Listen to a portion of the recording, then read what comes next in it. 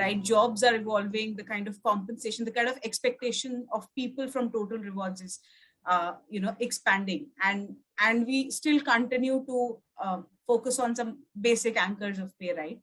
So I think it's high time we move towards that whole total reward space and recognize how the industry, the skill sets are evolving, and how smarter are our people getting. And to Amit's point, build insights around that and build a more robust structure.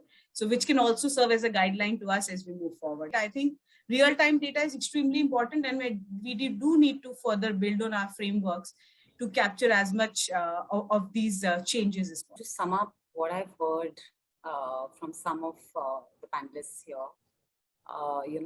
the great reshuffle, I think priorities should be the first point that we need to look at. How do I match the changing employee priorities with the organizational priorities? That should be my start point.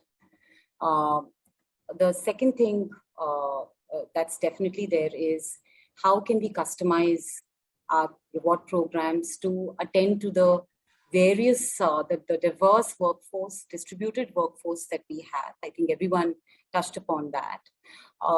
Third, of course, much abuse, but never enough is emphasis on health and wellness, specifically in the benefit space. How is it that we can really look at the ROI from each of the benefits that we are investing in? To Bimal's point, I think Bimal had mentioned, or Shishir had mentioned about the ROI piece of it. I think that's a very critical point that will enable us to use, various technology pieces. And making sure that we can get an end-to-end technology platform to manage rewards, which, by the way, should not be relegated just to the reward space, but really be a customer-facing, and when I say customer not being the rewards people, but really my employees and the business leads or heads who can use the rewards technology or modules. I don't have a pitch for buying a module because my work becomes efficient, but really because the business starts to see value in it, the employees start to see their total reward statements on it. They are able to see their career growth, how they've been paid for, they are rewarded for whatever work they have done and whatever they've contributed.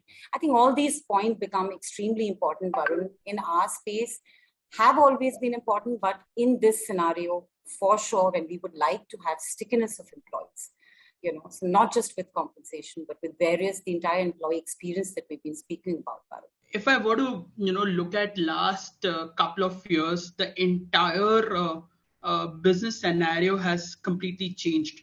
What it calls for is, I think, reevaluation in terms of our reward strategy. Definitely, I think some of the panelists, I think I remember Bimal specifically saying that where are we in terms of our life cycle, in terms of our organization, that definitely needs to be reevaluated.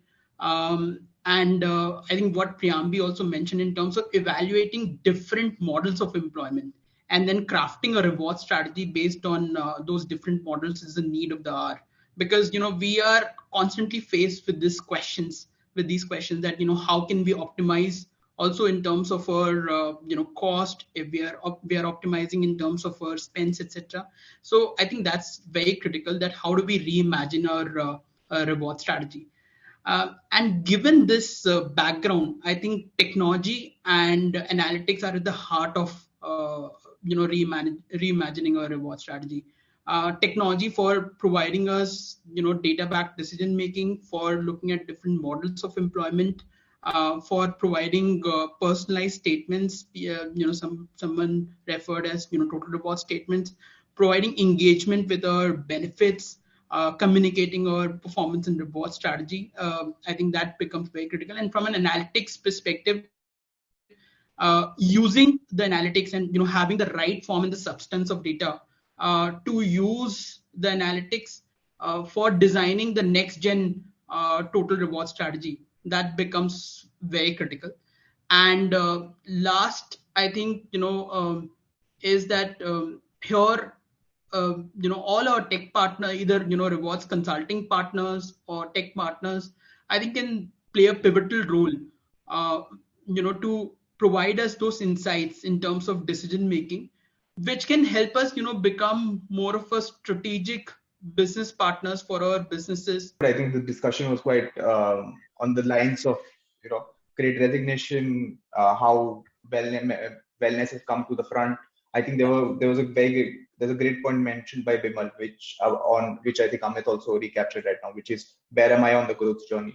Because I feel I would more identify myself as a growing firm than an edtech firm or a fintech firm or a e-commerce firm. So I think that was I'm glad to see that there are other people who are also thinking along the same line as I am. I think this was very enriching discussions to understand what is happening in the market and how basically my peers are feeling about this space and how this space is going to evolve. I think the best part that at least I felt was that all of us are thinking about the future and not looking at certain more popular thing that HR should be more touchy and feely and should not become like robotics, and that's the other point of view, right? That is HR losing in touch with employees. But I think today we all put that to rest by saying that if technology is enabling us to be closer to our employees, then why run away from technology or analytics or any of these enablers? As HR professionals, we need to be very comfortable now with using technology, with using analytics. That might maybe that entails that you have to constantly upskill yourself, etc. So that is, I think, would become hygiene, right? That will become hygiene going forward. Being comfortable with technology, with comfortable with analytics, may not be maybe a decade back where you could still have teams where you could outsource this work and all, but now it's become more. You have to be now more techno-functional. You have to be more analytics driven. And only then can you then become a strategic business partner. Like I will be very surprised if the likes of the XLRI and the TIS and the SCMHRDs and the SIBMs don't do a master's in HR technology or a master's in HR analytics very soon. I think some of the subjects being taught in the B schools are still so Western driven and like 20 years old. It's high time that they look at this upcoming area and start training people right from we are not moving away from what HR was. It's more about how are we capitalizing on data, on technology to even go 10 steps further and cater to it better. With AI, etc., coming up, even in the areas of engagement, it's the time that we realize that and use it to further the whole aspect of HR being closely aligned with the employees. But at the same time, there is a business to run, right? So that alignment with business is extremely important as well. So technology and platforms and data are going to give us the right middle path where we have employees on one end and we have the business on the other, and we are able to take the right decisions that impact the both of them. I think we have enough bandwidth on our hands to arrange birthday parties as well as do our analytics and do our data modeling. It's not one versus other, Yeah, both are equally important.